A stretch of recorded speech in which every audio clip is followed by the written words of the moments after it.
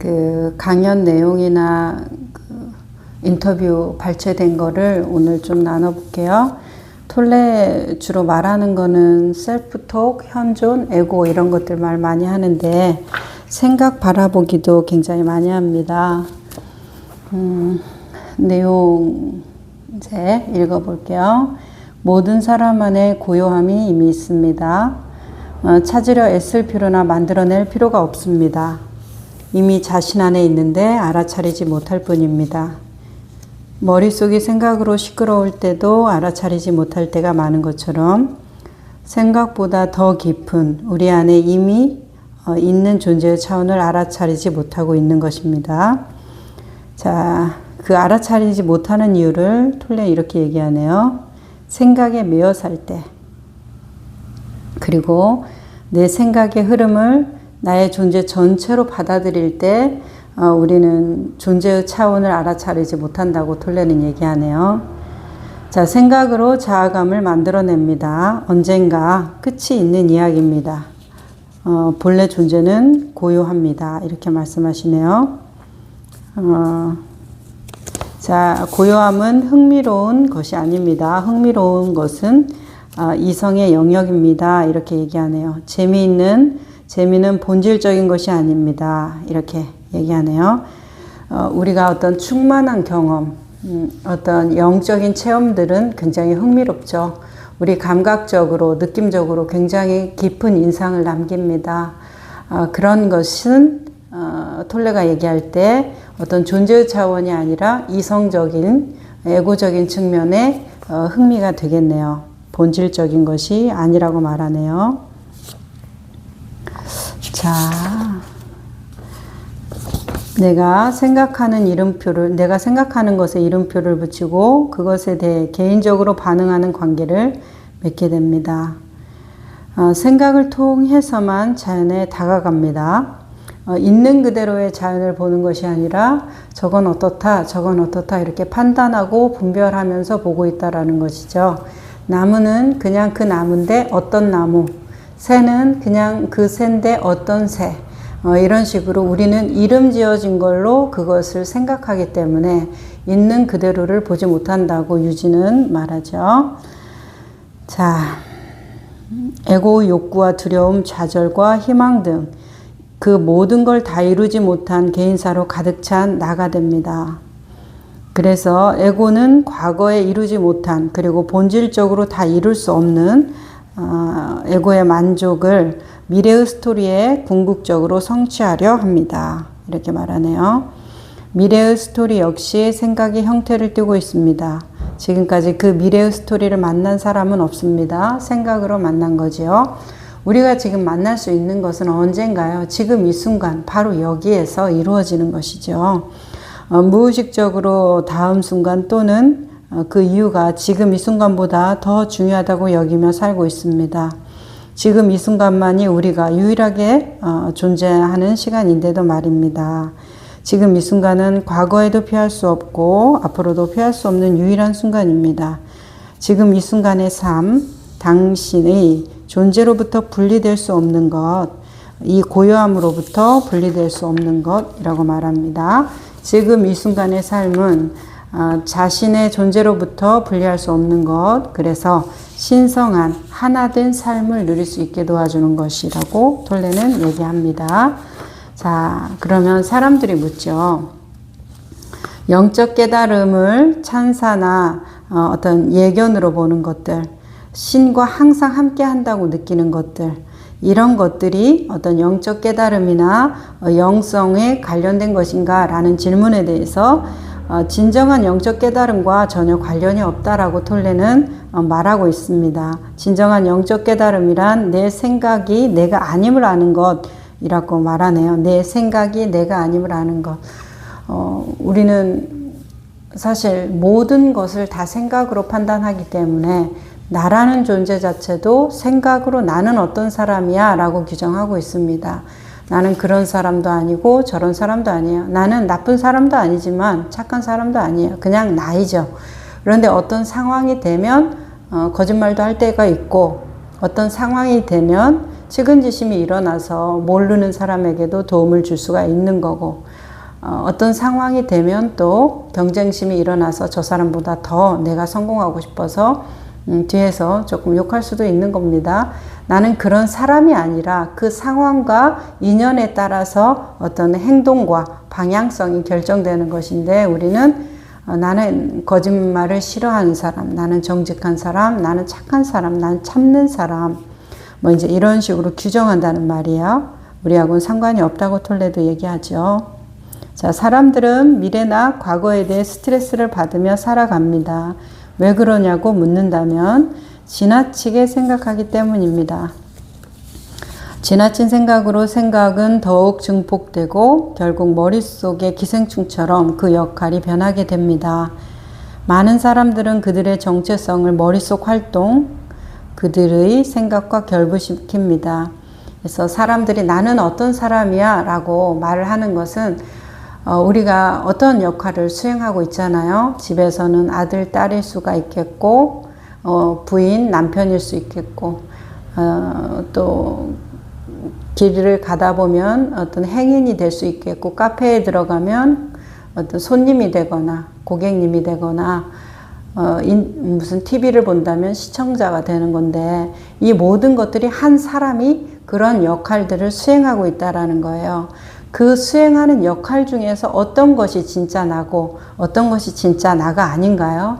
역할들은 그냥 다만 역할인데, 어떤 이 집안에서 나는 가장이야, 이 집안에서 나는 엄마야, 아빠야, 이제 이것이 더 큰 비중을 차지하기 때문에 이 역할은 내가 되고, 길 가는 행인의 역할은 이거는 별로 그냥 뭐 다 그런 거 아니야? 이렇게 사는 거 아니야? 비중을 두지 않기 때문에 그 역할에 대해서는 별로 생각이 없는 거고, 그러면 내가 엄마야, 아빠야, 이것이 비중이 더 크다는 내 생각, 행위는 별로 의미가 없다는 내 생각에 따라서 그것의 의미부여와 동일시가 달라지는 거지, 엄마와 아빠로 있을 때와 행인으로 있을 때 그 주체는 누군가요? 나 자신이잖아요. 그렇기 때문에 본질은 변함이 없다. 내가 다만 엄마 아빠는 중요한 거고 길을 지나가는 행위는 중요하지 않은 거야. 이렇게 생각하기 때문에 마치 주체가 달라지는 느낌을 받는 것이죠. 그랬을 때 엄마 아빠로 있을 때는 어떤 모습, 그리고 뭐 지인들이나 친구들이랑 있을 때는 어떤 모습, 우리가 모습을 좀 꾸미기도 하고 그 조건화에 따라서 나의 어떤 보여지는 것을 단속하기도 하는데, 그러던지 그렇지 않던지 나라는 본질 자체, 난 그런 사람도 아니지만 그런 사람이기도 해요. 할 때 보면은, 그러면 거기에 물들지 않기 때문에 이런 역할도 하고 저런 역할도 할 수 있다라는 것이죠.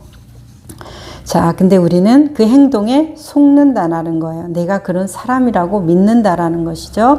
이거를 이제 톨레는 셀프톡, 혼잣말 이렇게 표현합니다. 자, 진정한 영적 깨달음이란 내 생각이 내가 아님을 아는 것입니다. 이렇게 말하네요.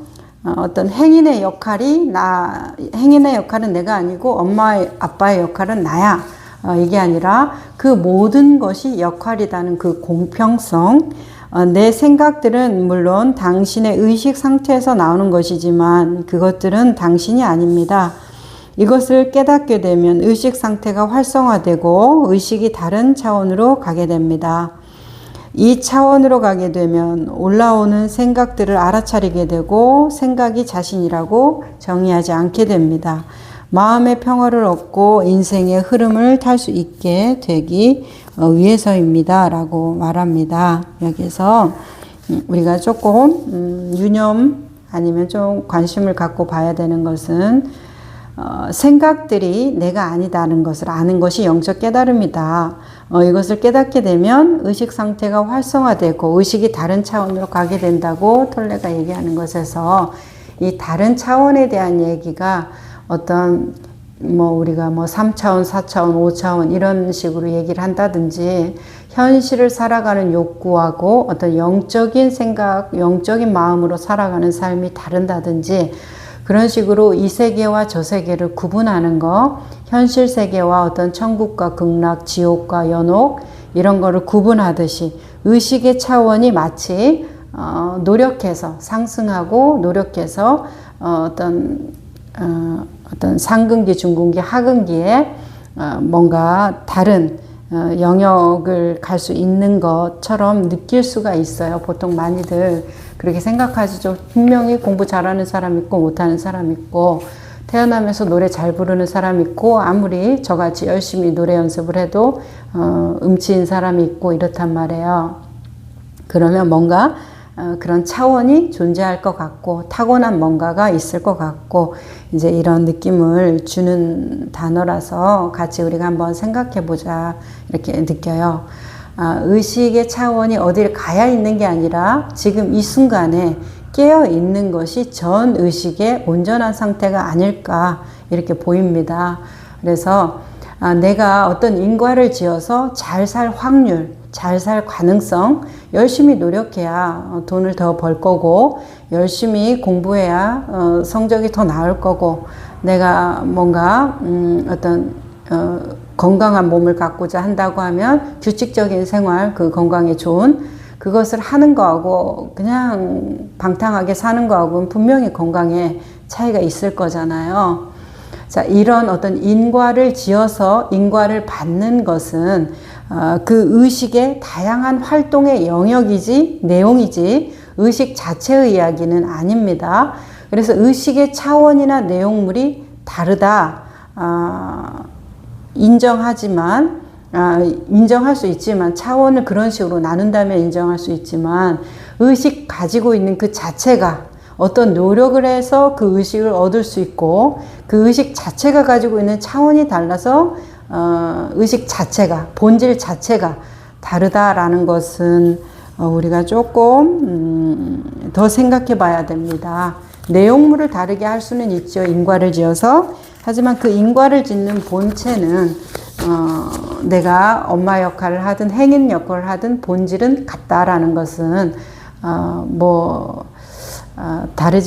다르죠. 본질은 같은데 그 본질이 하는 어떻게 나누어서 어떤 모양과 내용을 가질 것인가, 이제 이걸 차원으로 나누거나 내용으로 나누거나 현상적인 의미로 나눈다면 뭐 그럴 수 있겠다 이렇게 보입니다. 그래서 본질을 차원을 나눌 수는 없다고 보여집니다.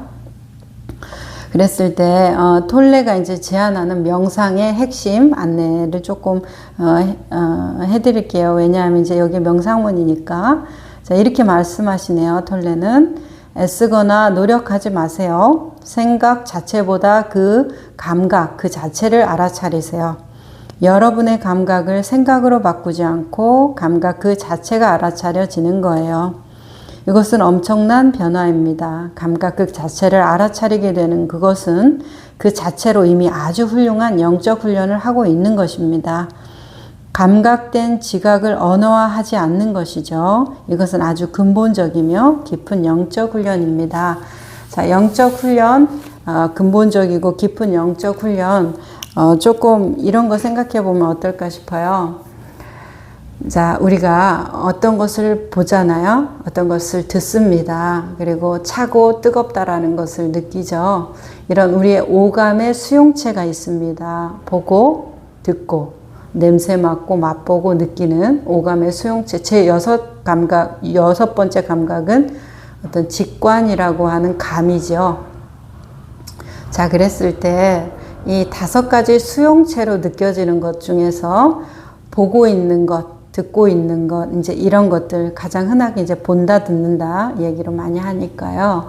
그랬을 때 이 영적인 상태에 아주 근본적인 변화를 일으키는 영적인 훈련이라고 한다고 하면 뭔가 어떤 수도사들이나 굉장한 어떤 수행적인 깊이를 가지고 안내를 받거나 그렇게 해야 될 것 같은 느낌을 주는데, 사실 우리가 가지고 있는 이 오감이 굉장히 영적 훈련의 기관이라고 생각해요. 그래서 보고 있는 것을 바로 판단으로 들어가지 않는다면, 듣고 있는 것을 바로 판단으로 들어가지 않는다면, 보고 있는 것을 일단 봄이 있어야 그 다음에 컵이구나, 안경이구나, 뭐 화분이구나 이렇게 알 수가 있는 거죠. 그냥 갑자기 그 생각만 나는 게 아니라 그것을 보고 나서 화분이구나 라는 판단이 일어난다는 거예요. 그러면 첫 번째 자리는 뭐예요? 본질적인 비춤의 자리가 봄. 거기에는 어떤 감정도 없고 느낌도 없고 그냥 그 자체가 있는 것인데 아주 빠르게 그것에 대한 판단이 일어나기 때문에 우리가 봄에 대해서 머무르지를 못하고 바로 판단으로 들어가니까 판단이 먼저 있는 것 같은 느낌이 들어요. 그렇죠? 그 화분이라는 것이 이름 지어지고 개념 지어진 것인데 그 화분이라는 것이 먼저 있고 그 화분은 어떻다 저렇다 판단이 들어간다고 생각을 해요. 하지만 화분이라는 것이 있기 이전에 그 화분을 봄이 있었어요. 그렇죠? 그 화분을 보고 그 다음에 화분이구나 하고 아는 것이잖아요.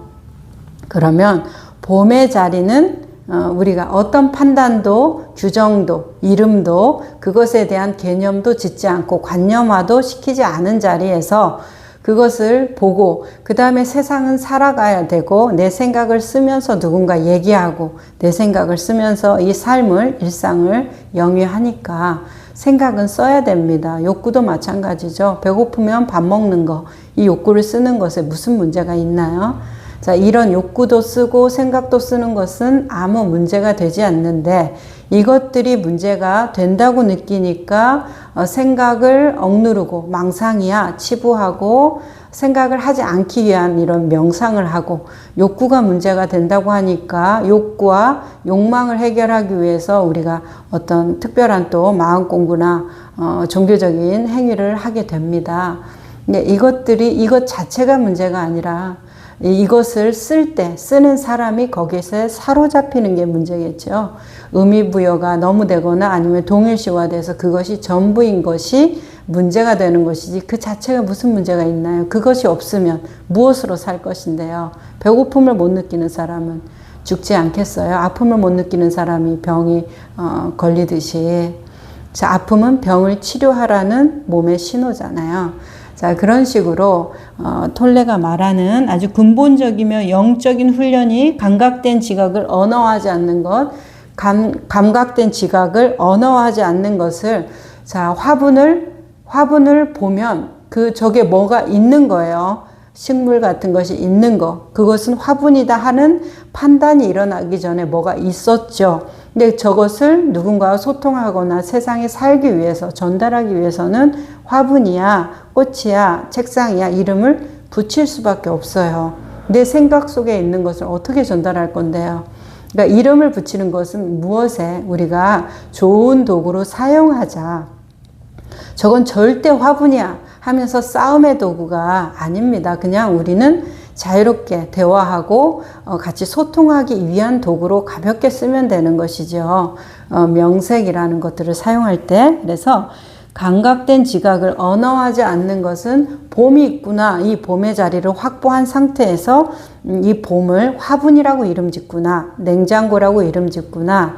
볼펜이라고 이름 짓구나. 그리고 볼펜이라는 것은 어떤 쓰임새를 가지고 있고 어떤 브랜드가 조금 더 좋고 나는 0.5보단 0.7이 더 부드러워서 잘 써지고 이제 이런 식으로 그 쓰임새와 내용에 따라서 그것에 대한 취사 간택하는 것은 무슨 문제가 됩니까? 하지만 첫 번째 자리인 그런 것들은 내가 규정한 것이 아니라 그냥 봄이 있는 자리에서 그것이에요. 그것인데 그것에 대해서 내가 사용해야 되니까 세상을 살기 위해서 거기에 이름을 붙였지만 나는 뭘 기억해야 돼요?